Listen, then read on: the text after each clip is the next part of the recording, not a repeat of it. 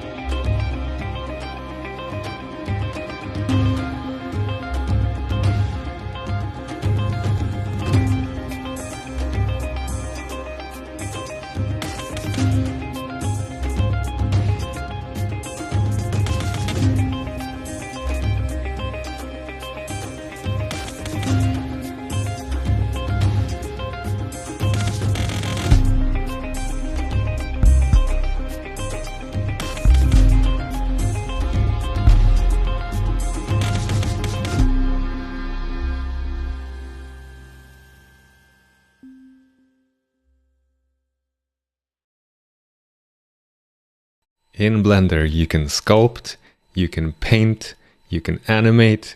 It is a physics simulator, and with that, a light simulator. It's a phenomenal tool. And as I said, it's free. So you can go to blender.org right now, and there should be a download button. Depending on when you're watching this, you might have a newer version, but the basics should still be the same. So I click the download button here, and then download again. And we'll just have to wait a second until the program downloads. There's a great free tutorial series, by the way, that I highly recommend. And here we go. I'm on a Mac, so to install, I have to drag the Blender app icon into the applications folder. I've already done this, so I'm clicking replace here.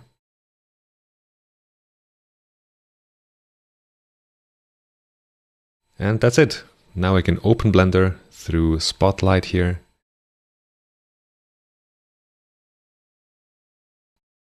Click open, because that's the first time I'm opening the application. And here we are. This is Blender. To open a new file, you can click on General here, and that brings you into the default kind of startup scene.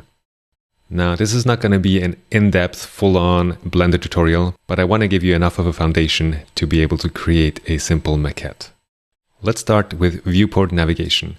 And in general, I really recommend that you're using a mouse. You can use your trackpad or you can use a tablet computer, but keyboard and mouse is really my preferred method.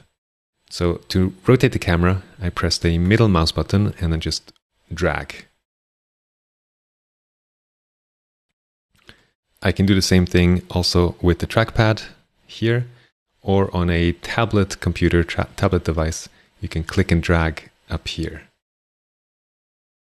Then to move the camera around, I hold Shift and then middle mouse button and drag. So same thing. Maybe a good way to practice this is moving that box into the four corners of the viewport. If you can do that, then you can move the camera. And that will be the hand icon here, which makes the box disappear for some reason. Here we go. Final thing for camera navigation here is holding down Control and middle mouse button, and then you can zoom in and out. And with those three things, you can really move around your scene and go wherever you want to go. Zooming would be in this button here.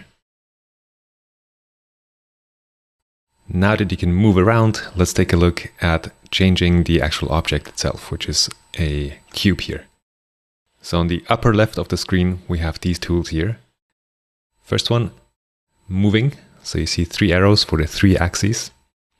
If you click and drag the arrow, you can move the object along that axis. Next, rotation. So red ring moves along the x-axis. Command C will undo. Same thing for all the other axes. Command C again, or you can also go to Edit, Undo, or Redo if you want to go one step forward. And then last one here, Scale. So you can scale in any of the axes individually, or if you look at these planes here, you can scale along, in this case, I think Y and Z axis.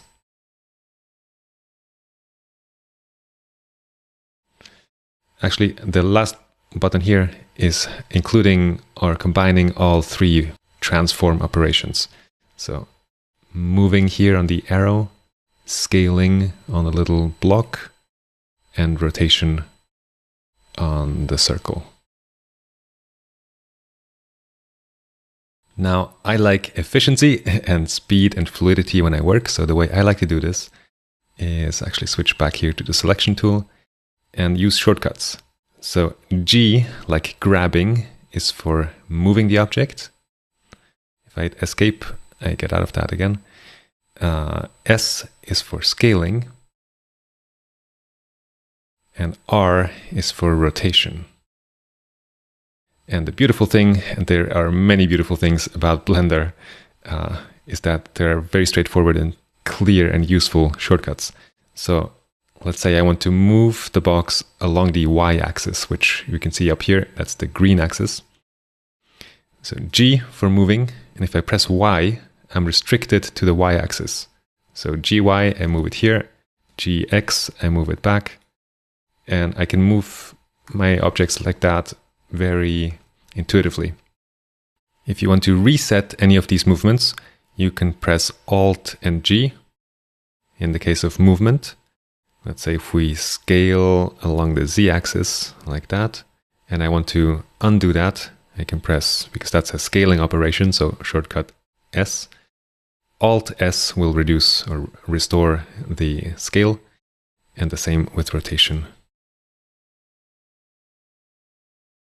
Like that. So if you haven't tried this out yet, I highly recommend that you download Blender right now and play with this. You know, scale the box, move around the camera, and explore these basic navigation and transformation tools. Then, next thing I would like to do here is duplicate the box. So that's a nice shortcut again, Shift D, and I'm entering automatically the moving option. So if I press Y now, I can move along this axis. And we have two boxes now. And you can also see up on the top right in our what's called the outliner, you can select each item. There's also a camera here, which is over there, and a light, which is over here. Of course, you can also select items in the viewport directly. Okay, so we're getting warmed up to create our maquette here. A very useful thing, I think, to do is to add a floor, because right now we're just kind of in empty 3D space. To add another object, we can go to Add, Mesh, and then Plane. Now that's a very small floor here, and it's inside the box. So what can we do to scale it? Press S and just drag out. Okay, now our boxes are kind of sitting in the floor. I'm going to select this box, hold down Shift to select the other box, G, Z to go up. And I don't know where exactly the floor ends. I can see here it's starting to go through the floor. So for things like that, it might be useful to go to a side view like this. G, C, and match exactly where we are.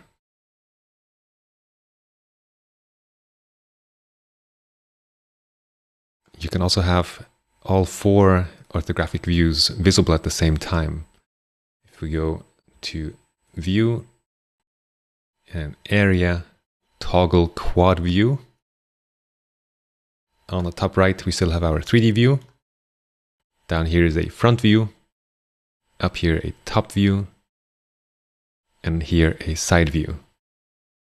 So if I move the box up and down, you can see that in the front and side view, but not really in the top view. If you don't want to be bothered with restraining movement to axes, it might be helpful to use these views. So in the top view, I can move that box, and it's never going to go through the floor, right? I'm just rearranging it where on the floor it's sitting. And in my 3D view, I can see what I'm doing. Another shortcut for you, Alt-Control-Q will toggle this quad view. And with that, there are only two more things you need to know. One is lighting and the other is rendering. So lighting, we have a light here, but we can't really see its effect yet. That is because our current viewport mode is set to solid shading. We can change that by switching all the way to the right here and choosing rendered. And now we have cast shadows and light effects. So with that light selected, I can press G again and move the light around. And in real time, we're seeing the shadow effects. I'm quickly going to make a more interesting arrangement here. Move that box and you'll see it will go off or through the floor. So if I'm moving it in perspective view, a trick I'm using is pressing Shift Z, and then it's restrained to the X and Y axis.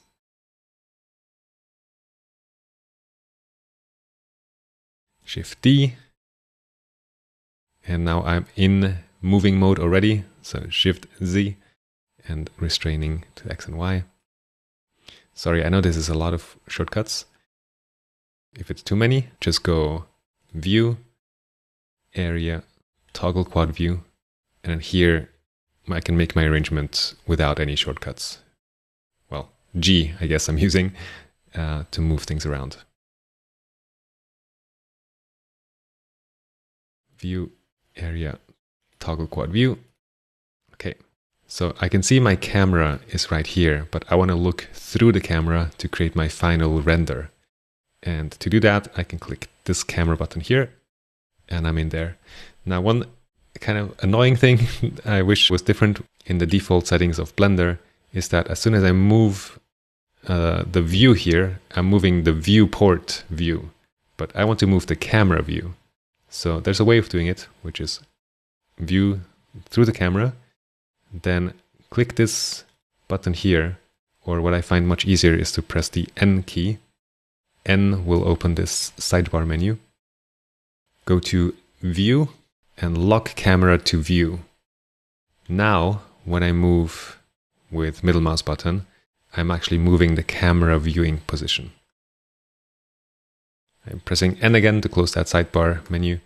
And now, also with Shift and with Control, if I want to, I can zoom and I can frame my shot here. Maybe something like this. And then to create an image, I need to render the image. I can do that by going to Render and select Render Image. And here's my image. That went pretty quickly. And I can save this file and do with it whatever I want. But I want to give you one more tip, which is to make this image look a lot more realistic, we can change the render engine. So if I close the render preview here and go into my properties menu over here, on the render tab, the render engine is set to Eevee at the moment, which is the real-time render engine, but we can choose cycles. And now you see there's all the reflected light, ambient occlusion, all these things are being calculated. So if I go now, render, render image, or press F12 for shortcuts, you can see the image being generated. This is going to take a lot longer because more accurate physics are being calculated. But it also looks more realistic and beautiful.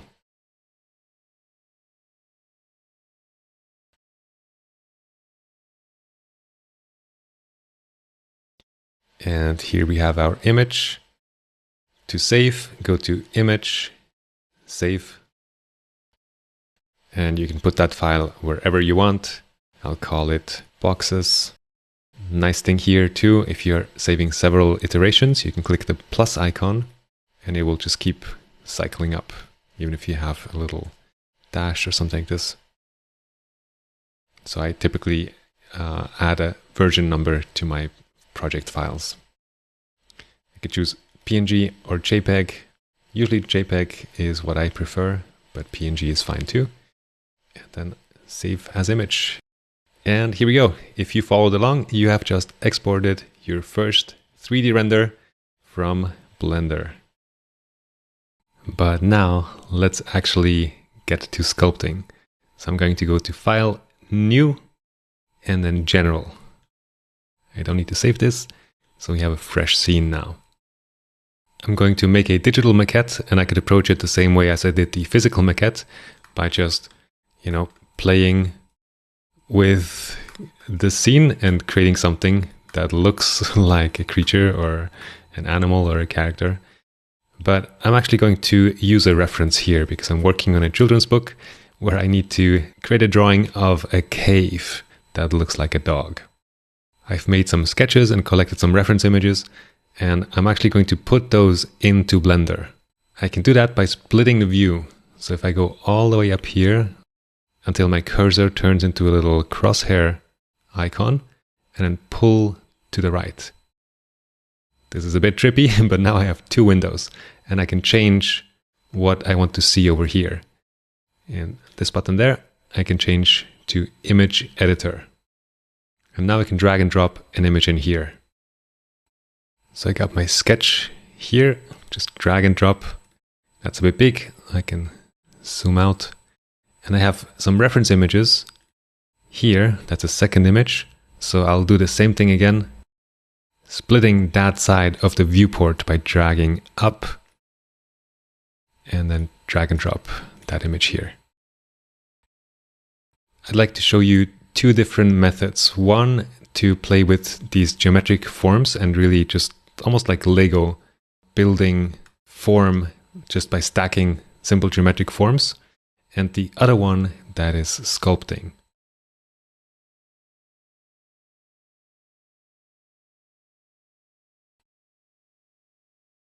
So I have my concept sketch on the top here. It's a cave entrance that looks like a dog. And I have some reference down here, both for caves and for open dogs' mouths. And let me maybe start with the side view here. We can go, let's go to this axis. And I'm going to work with duplicates and adding new simple geometry. So Shift D here, and then SX to scale. That's going to be the top of my dog's head. Shift D, I can drag that down. SZ, the Z axis is going up and down. So the lower jaw is a little bit thinner than the upper one. And this is not going to be perfect, but it's going to give me some idea of where light and shadow is going to be. And I can choose my camera angle. Okay, so that's looking good overall, but it's too narrow. So I can just select all three of these objects. And SY to scale the width. Okay. And then actually, probably the upper part of the muzzle here should be less tall as well. And let's go back to the side view. Shift D, bring this up. SC. And I'm really, like, the shortcuts are just making the work more fluid for me, but if it's not intuitive for you to use the shortcuts, by all means you can use these gizmos to move and scale.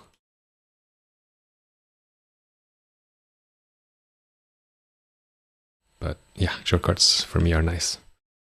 So how about that? I think that's still a bit too tall. There, and maybe we'll make the whole thing a bit wider.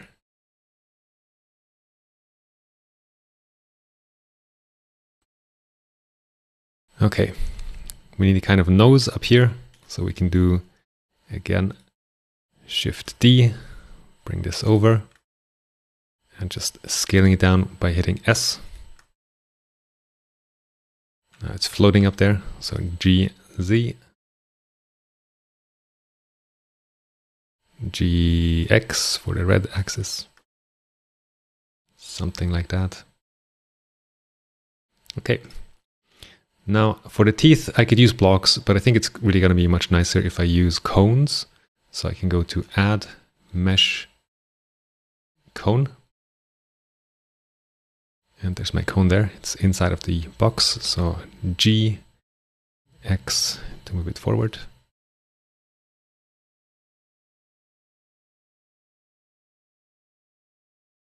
R, you can rotate like this. If it's like, I can make it just 180 degrees by eye, or you can actually type the number while you're rotating. For that, I think we need to press R and then 180, and we've flipped it perfectly 180 degrees. And then S to scale it down, G, C to move it up. So that's a tooth that's in the center now. We need to move it to the right. So G, Y. And maybe another useful thing, if you don't want to press the name of the axis, like X or Y every time, or Z going up, you can also just press G and then drag. Right now it's moving freely, but if I drag the middle mouse button along the axis, like so, now I'm constrained to that axis. So that's also a very nice way. G, click and drag. And I'm clicking and dragging the middle mouse button.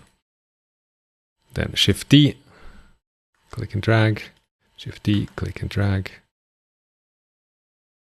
Maybe that's good enough. I can select these three, Shift D, click and drag. Now we're on the Y axis. And there's a lot of ways to do this more, let's say, professionally with symmetry modifiers and things like this, but I just want to keep the process very simple for you. We can select all of these. I'm holding Shift, Shift D, drag down, and R, 180. Uh-oh, something went wrong there. I need to specify the axis. So R, that would be on the red axis, which is X, which you can see up here. RX 180. Now that looks better.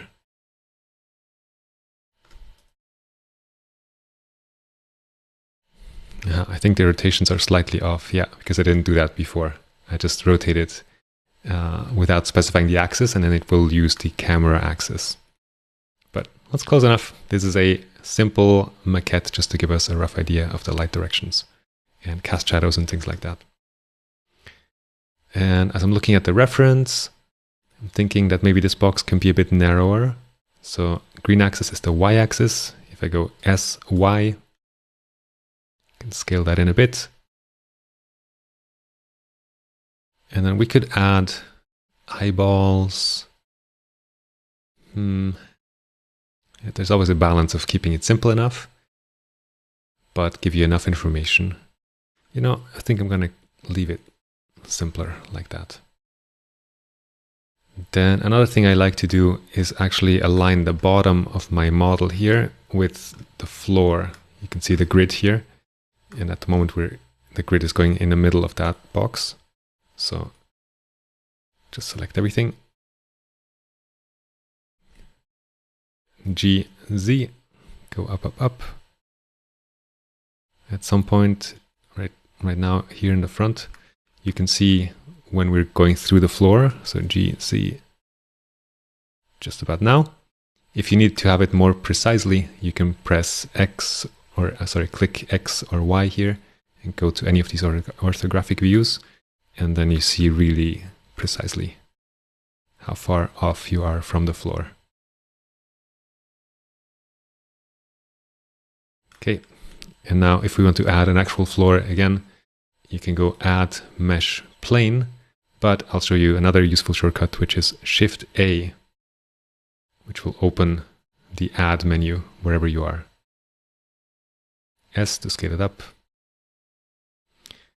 And then now we're still in solid mode. If I want to see what the light is doing, I need to change to rendered mode here. Shortcut for that is holding down Z key.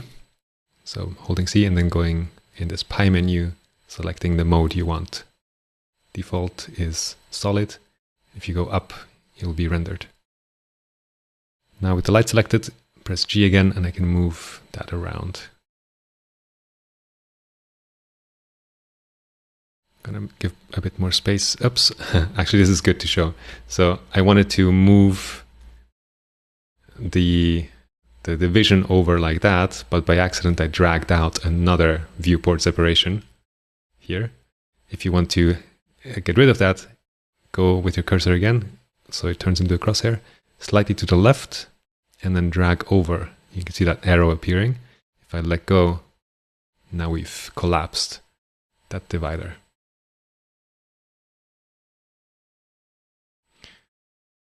Okay, that's looking cool.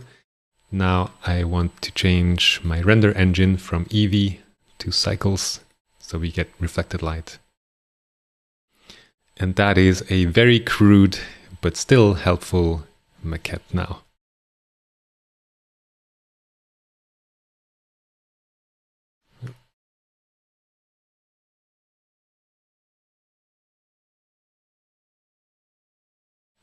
Right, maybe a light direction like this would be fun.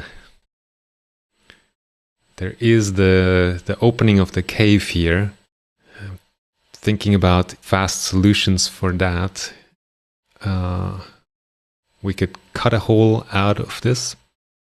Yeah, I think let's do that. So I'm gonna go switch back to the solid render view, holding down Z, going to solid, just because the camera is gonna be more responsive here in the viewport. Then Shift D on that cube. It will go to grab, to move. So I'm moving that box. I don't want to move it, but I still want to duplicate it. In this case, I'm pressing the right mouse button, so right click. I have a duplicate, but it's now in its original position. So now I can scale it down. And red axis is X, so SX. And I'm scaling it here. I will use that box now to cut a hole out of this box. To do that, I'm going to go to the gear icon here, modifiers, add modifier, and go to Boolean. Then here on object, I can use the picker here, click on that cube. And then for it to show up, we need to hide this cube. So either press H, the H key on your keyboard, or if I go back one step in our outliner, I can find that cube. Maybe let's call that even Boolean, which will make it go up to the top. Here it is. And I can press that I. That's the same as hiding with the shortcut key H. All right. And then I can click here, go back to rendered view, and we have a opening of the cave there. And I think that's it. Let's go to the other workflow, which is for actually sculpting organic forms. I will switch back to solid shading here and get rid of the floor for now by pressing X and then confirming to delete. And then I will select all of my different building blocks here. Oh, actually, before I do, I need to go back here and make sure that this Boolean is applied. I can do that by clicking a drop-down icon and choosing Apply. Now I can select all of these, go to Object, and Join. And now all my different objects have become one object. With that, I can now go to the Sculpting tab here. And I'll bring my reference back. Opening a second view here, choosing Image Editor, and on the image, choosing my reference again, or my sketch. Okay, now for sculpting, this is very much like ZBrush, for those of you that are familiar with ZBrush. And I highly recommend that you use a tablet, like a Wacom tablet, for sculpting.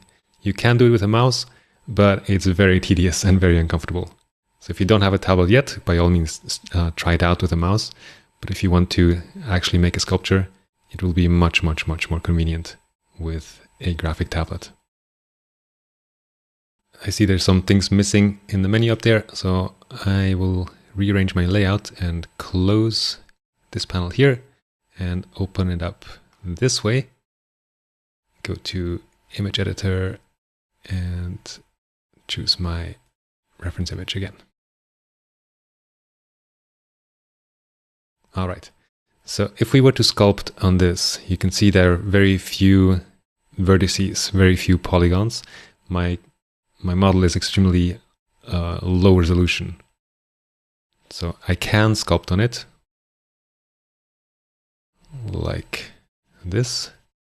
You see there's some distortion starting to happen, but I'm quite limited.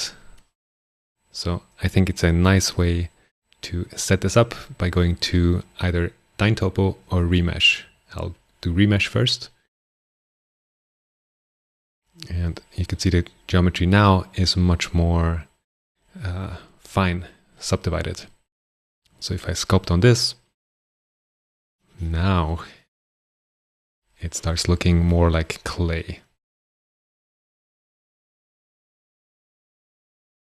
I think a bit finer would be better. So I'm going to go back and choose here the voxel size instead of 0.1. Let's go 0.03 maybe. It's always a bit of trial and error. And to show the wireframe, I'm hitting tab. And that is a very dense mesh now.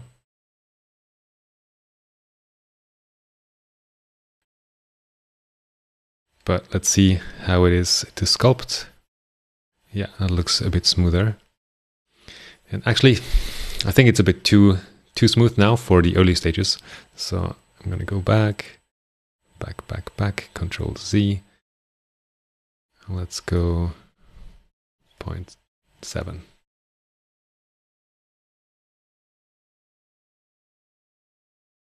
Yeah, okay. I think with this we can rough in our sculpture. I like to turn on symmetry by clicking X up here. Although, no, we need the Y axis. Okay, so whatever I do on one side will also appear on the other side. That just saves a lot of time, especially early on.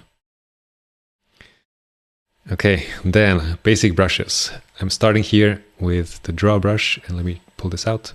So if you pull it out just a bit, you get two columns. If you pull it out more, you get one column again, but you get the names of the brushes. So I think that might be useful for you to see. Draw is basically just adding clay. Or if I hold down Command, now I'm removing clay. Or material, whatever the material is.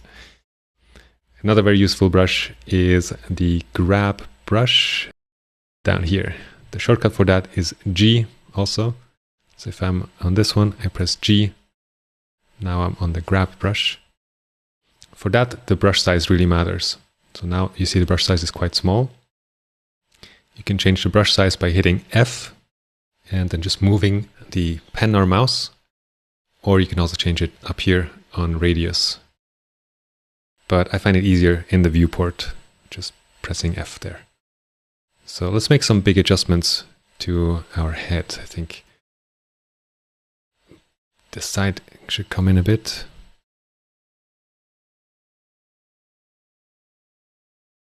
This should come in a bit.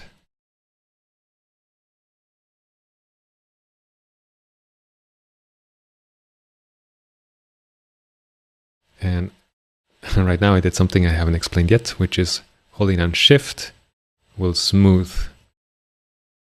So whatever brush you're on, holding down Shift will change to the smooth brush. So that's also very nice to make things feel more organic. Careful with pointy shapes like these cones. If I go shift on them, they will really shrink down.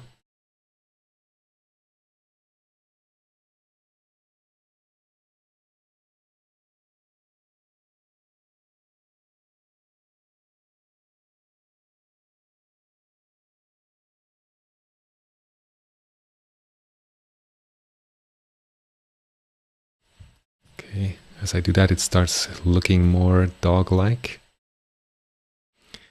Clay strips, I think, is a nice brush too. It will lay down this strip of material. And I go back and forth a lot between adding material and then smoothing it out. Add, smooth, add, smooth.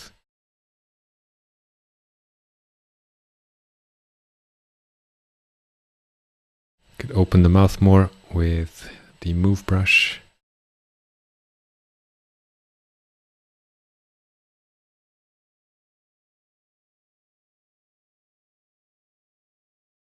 Also smoothing to just blend those forms together a bit more.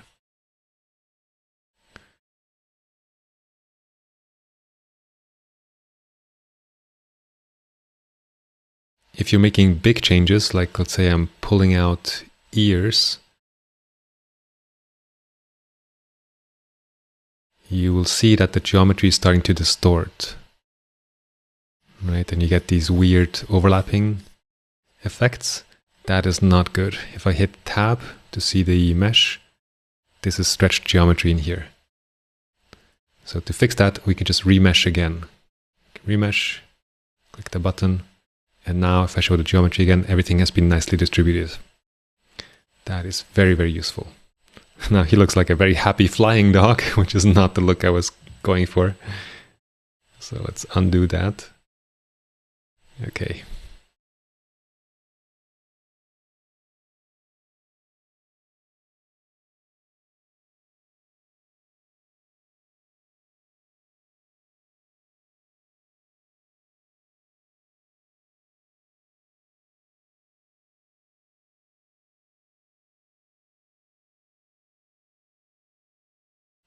I feel like we're missing some teeth, so we can pull down teeth from the gums here with another brush that's called the snake hook brush.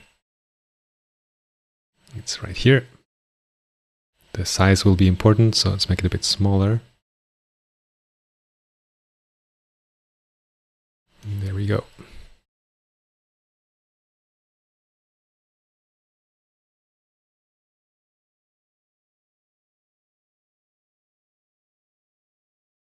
I'm not really sure how dogs' teeth anatomically are aligned here, so that would be a good moment to look for the reference again. I have it loaded already, so I can pull it up here.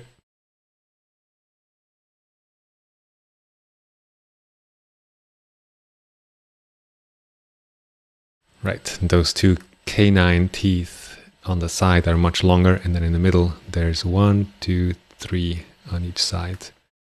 Let's see if there's another one here. So here's, yeah, 1, 2, 3, and then the canine. So, you know, maybe it might even be worthwhile resculpting my teeth here. I could hold shift and just flatten them back down. And so there's these spikes. And these are things that just happen in digital sculpting, just like in traditional media, I guess, too. Sometimes things happen in your medium that you're not quite sure why, and you're not quite sure how to solve them. Right now, even if I go and smooth this more, it's still going to have this long spike and doesn't look what I need it to look like. So I don't have much experience in Blender sculpting. And I would now look this up on Google or a search engine, long spikes when smoothing in Blender, and I'm sure someone has had this issue as well. Or what occurs to me spontaneously is to maybe do remesh again, and that might solve it. Yeah. Now I can smooth it. There's also a shortcut for remesh, which is Command R or Control R. Just to save a bit more time again.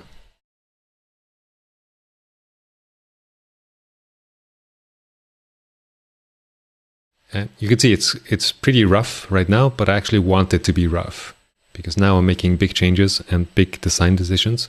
If the resolution here is too small, it will be more time consuming to make changes. And once I'm happy with the big design overall, then I can increase the resolution and make smaller design decisions based on the big forms. So this feels a bit too boxy as well. So let's see if G can help us. And a bit of smoothing.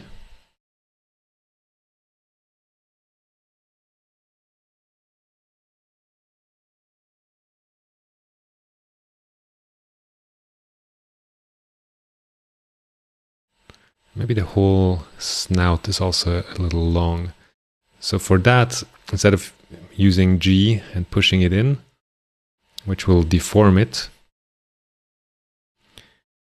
we can actually go back to the layout tab here and just go S, X, and scale it down, which has a important side effect. So let me do that really strongly, like this.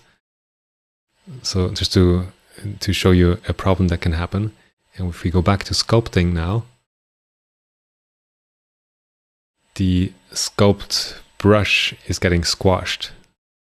I can still sculpt, but you see that circle should be pretty much a round circle, but it's becoming an oval, like a distorted oval on all the side planes. See? So what we have to do, if you change the sculpture overall with transformations, you have to apply that transformation. If I press N and go to item here, you see the scale on X is 0.5, so 50% of the true scale. And that transformation is applied to the sculpting tool, which is weird. Maybe that's a bug, I'm not sure, but it is what happens. So if we set that back to 1. And actually, yeah, this was distorted as well, which I hadn't considered. I wanted maybe something like this. To sculpt without problems, I need to press Command A and set scale, like apply the scale. If you look at the numbers on the right, which are now 0.8, 1.9, if I go Control A and apply scale, you can see all those numbers are changing back to 1. And if I sculpt now, I can do that without issues.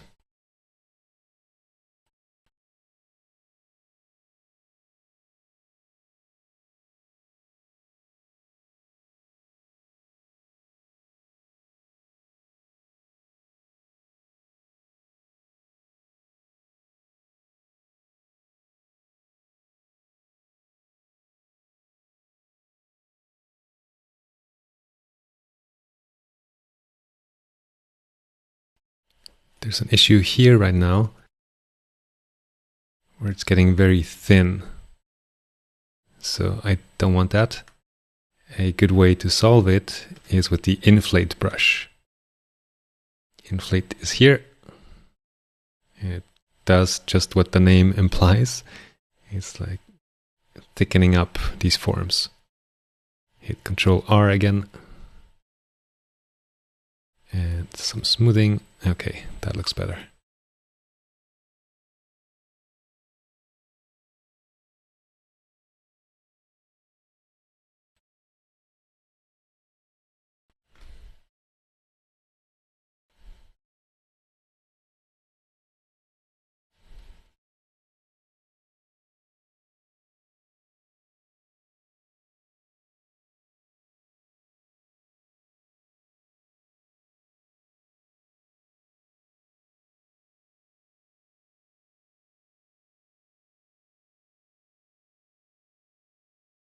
I made a hole by accident.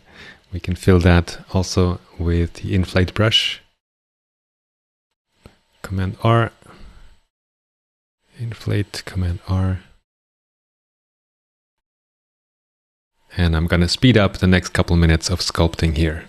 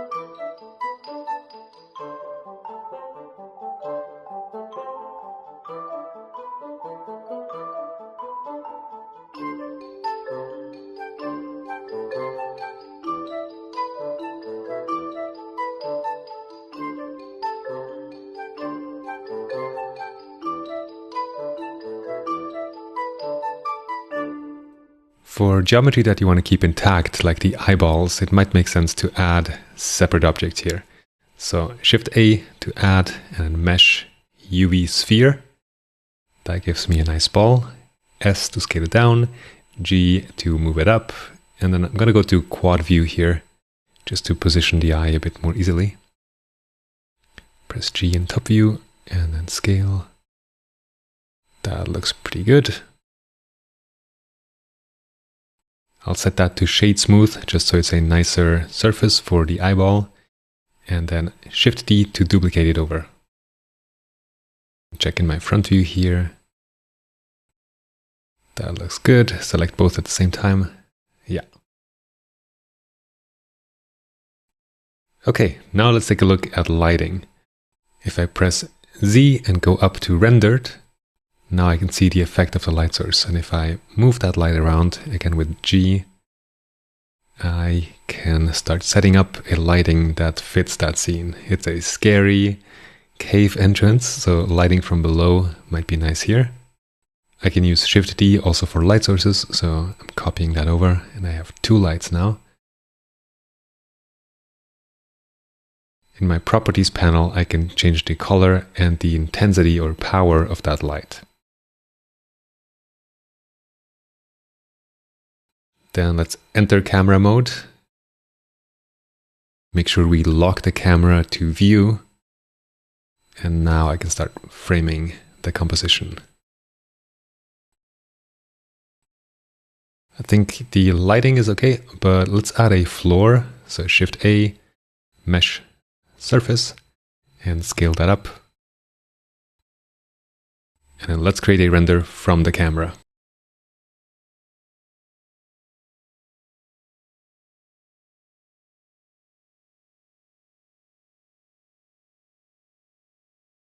And we have a reference image generated from our digital maquette. I think that's enough for the purpose of the demo here. I am taking this sculpture a bit further, so if you want to see that, I'm adding that video to the bonus demos section of the course.